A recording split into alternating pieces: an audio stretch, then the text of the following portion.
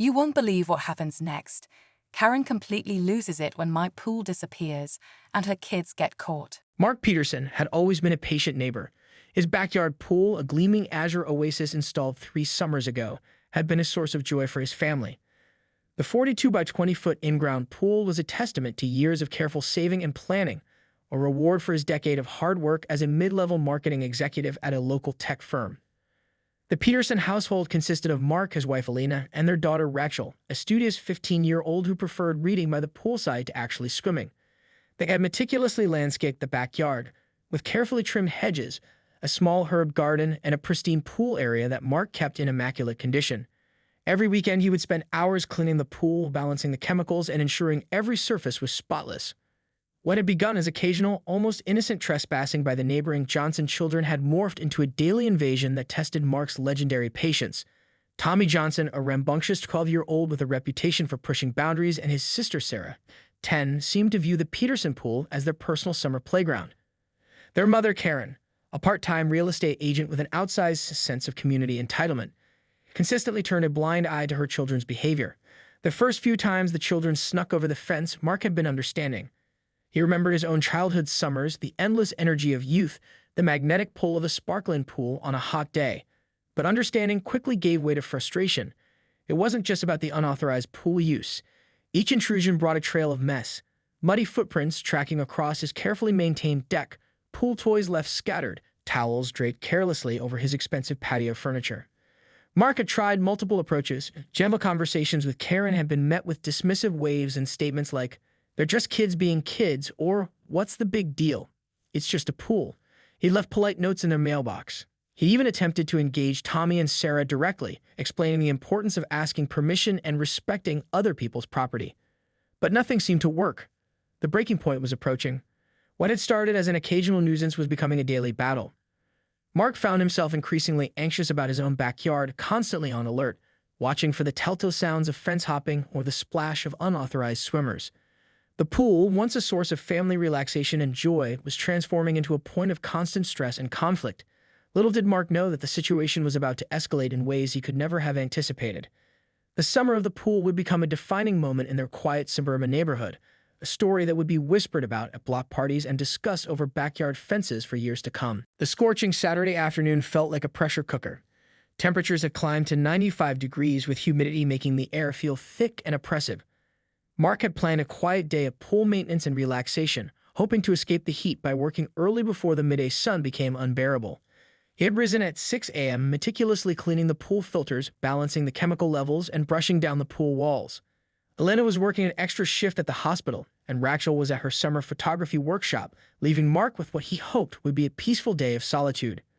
By 11 a.m., the pool gleamed like a perfectly polished mirror. Mark had just finished arranging the new pool chairs he'd splurged on, top-of-the-line weatherproof loungers with ergonomic design and UV-resistant fabric. Each chair had cost nearly $300, a significant investment he had carefully researched and saved for over months. The first sign of trouble came with a distant splashing sound. Mark's muscles tensed immediately. He knew that sound. It wasn't the controlled splash of someone who belonged in the pool, but the wild, carefree thrashing of unauthorized swimmers. Stepping out onto the back deck, Mark saw exactly what he had feared. Tommy and Sarah Johnson were in the pool, completely unsupervised. Tommy was doing cannonballs near the expensive pool tile work Mark had recently installed, while Sarah was floating on a bright pink pool float, one that definitely did not belong to the Petersons. The extent of the damage became clear as Mark approached. Tommy had somehow managed to tear a small rip in the pool liner near the deep end, a repair that would cost thousands of dollars. Wet footprints crisscrossed his newly sealed deck, leaving muddy trails between the pool and a pile of towels and snack wrappers they had carelessly scattered. But the true moment of rage came when Mark noticed his expensive pool cover. A custom-fitted motorized cover that had cost over $5,000 was bunched up and partially torn. Clearly, the children had been playing with the mechanism, treating it like some kind of amusement park ride. "Hey," Mark shouted, his voice cutting through the humid air. "What do you think you're doing?" Tommy and Sarah froze. For a moment, there was complete silence except for the gentle lapping of water against the pool edges.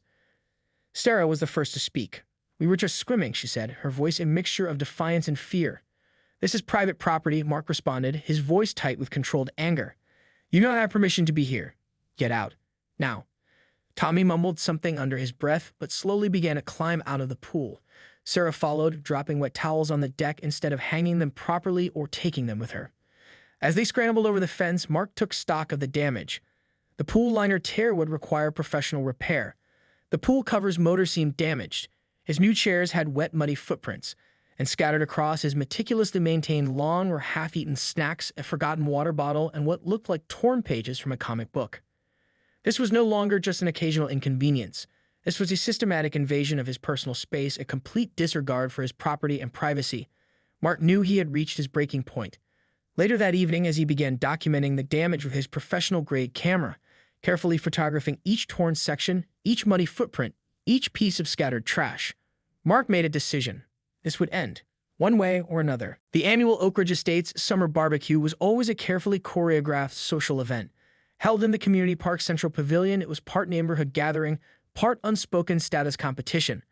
Perfectly manicured lawns, polished SUVs, and carefully curated small talk defined the afternoon. Mark Peterson typically avoided these events, but this year was different. He was determined to address the ongoing issue with Karen Johnson directly. Elena had encouraged him to approach the situation diplomatically.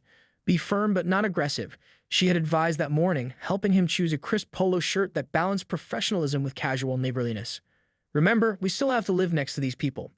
The barbecue was in full swing when Mark spotted Karen near the dessert table, loading her plate with homemade apple pie and engaging in animated conversation with Linda Richardson, the neighborhood's self-appointed social coordinator. Karen wore a pristine white sundress, her perfectly highlighted blonde hair pulled back in a meticulously casual ponytail, the kind of effortless look that likely took hours to achieve. Mark approached cautiously, holding a paper plate with a single untouched hamburger. The background noise of children playing and adults chatting created a low murmur that seemed to fade as he drew closer to Karen. "Karen," he began, his voice measured and calm, "can we talk for a moment?"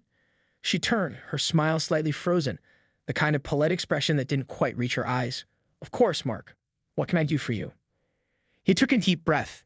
"It's about Tommy and Sarah. They've been repeatedly entering our backyard and using our pool without permission. This isn't just a one-time thing anymore." Karen's expression shifted. The practiced smile became slightly defensive, her body language subtly closing off. "They're just children, Mark. They're having fun." "They're damaging property," Mark responded, pulling out his phone. He had carefully prepared a digital folder of evidence, photographs of the torn pool cover, muddy footprints, scattered toys, the damaged pool liner. "Look at these. This isn't just kids playing. This is serious property damage." He showed her the images, each one carefully documented and time-stamped. Wet footprints on the expensive deck, the tear in the pool liner, the pool cover's motor partially disassembled. Karen's response was immediate and dismissive. "Children are curious. They don't mean any harm." "Curiosity doesn't justify trespassing," Mark pressed. "I've tried talking to them. I've left notes. I've spoken to you before. Nothing has changed." A few nearby neighbors had started to pay attention. Linda Richardson edged closer, her ears practically vibrating with the promise of juicy neighborhood gossip. "Are you suggesting my children are some kind of vandals?" Karen's voice rose slightly, drawing more attention. Mark remained calm, though he could feel his frustration bubbling just beneath the surface. "I'm suggesting they're repeatedly entering my private property without permission. I'm suggesting that this needs to stop." Karen's response was classic Karen, a mix of deflection and barely concealed aggression. "Maybe if you were more community-minded, if you were willing to share instead of being so territorial." "This isn't about community," Mark interrupted. "This is about basic respect for private property." The tension was palpable. Nearby conversations had hushed. Children continued to play, oblivious to the adult drama unfolding, but the adults were all ears. Linda Richardson took a strategic step closer, her plate of half-eaten potato salad forgotten. Mark knew this conversation was far from over. This was just the beginning of a conflict that would define their neighborhood dynamics for months to come. In the weeks following the barbecue confrontation, Mark Peterson transformed from a mild-mannered marketing executive into a property protection strategist. He approached the situation with the same methodical precision he applied to his professional projects, documenting every potential incursion and preparing a comprehensive defense of his personal space. His first step was a complete security overhaul. Mark spent an entire weekend researching high-end security solutions, consulting with a local home security specialist named Robert Martinez. Together, they developed a multi-layered approach to preventing unauthorized access to his property. The new fence became Mark's primary line of defense. He He hired a professional installation team to replace the existing wooden fence with a 6-foot-high black aluminum fence with anticline design.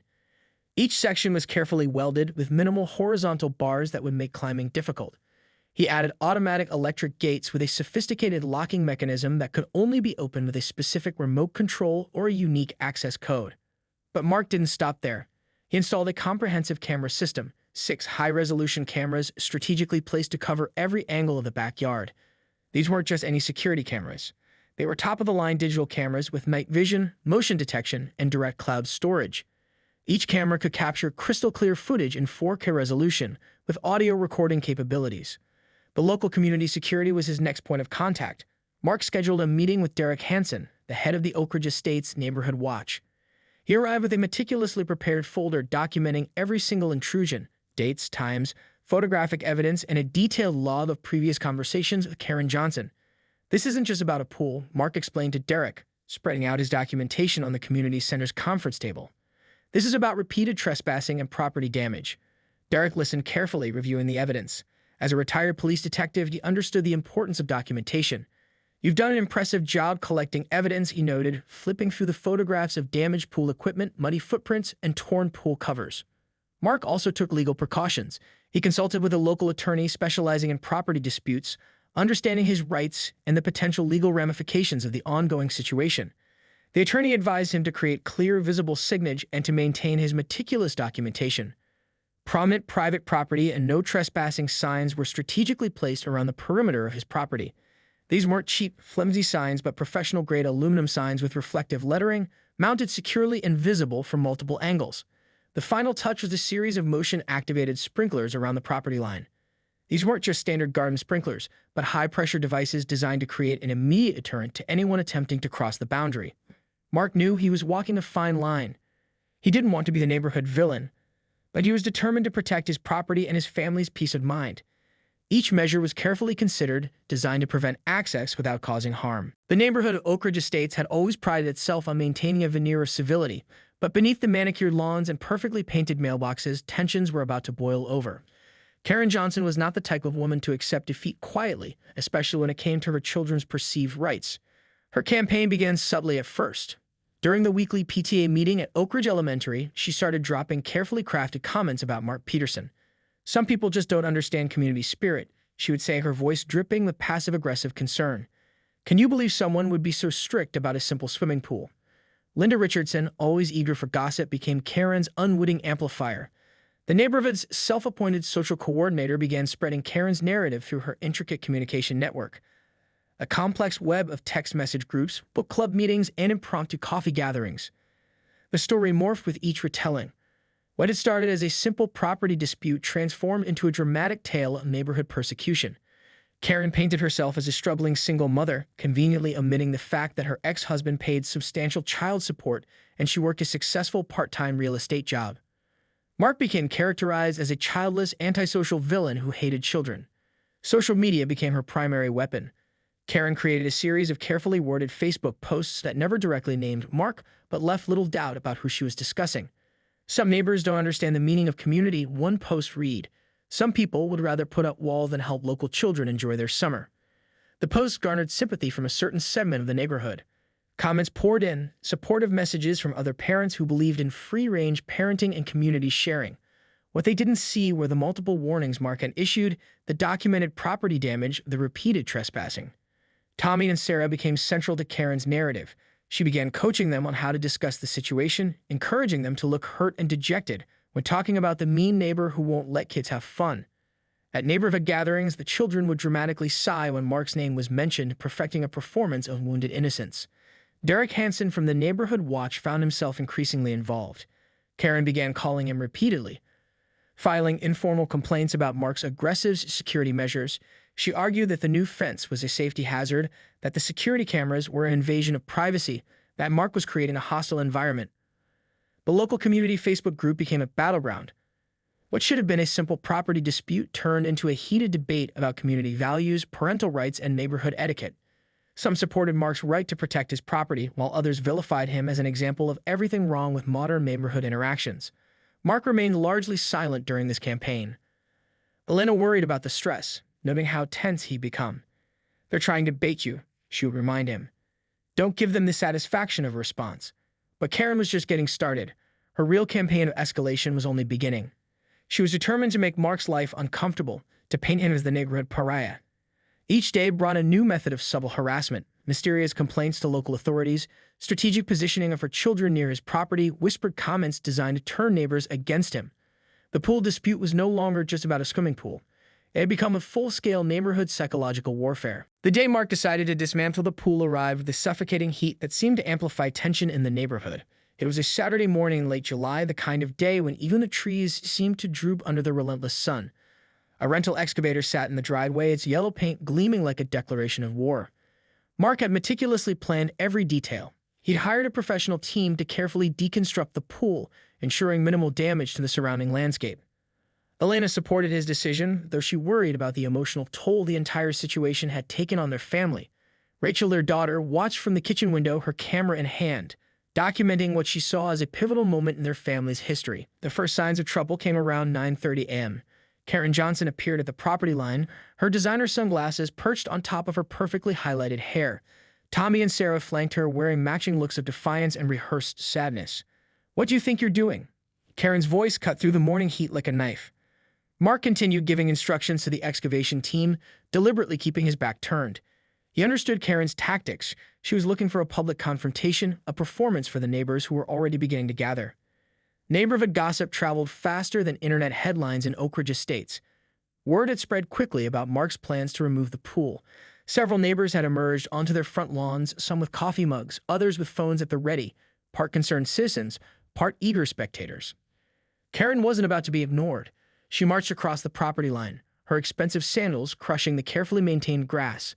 "You can't do this," she shouted, her voice rising with each word. "You're destroying the neighborhood's summer joy." Mark finally turned, his face a mask of controlled frustration. "This is private property, Karen. The pool has become nothing but a source of constant stress and property damage." "Stress?" Karen's laugh was sharp, performative. "You're destroying childhood memories. What kind of monster removes a perfectly good pool?" The excavation team watched uncomfortably, clearly used to dealing with homeowners' disputes but unprepared for this level of drama. The lead contractor, a weathered man named Frank, looked to Mark for guidance. Tommy and Sarah stood behind their mother, their earlier coached expressions of sadness and a mixing with genuine confusion and anger. Sarah began to cry, whether from genuine emotion or strategic performance, it was hard to tell.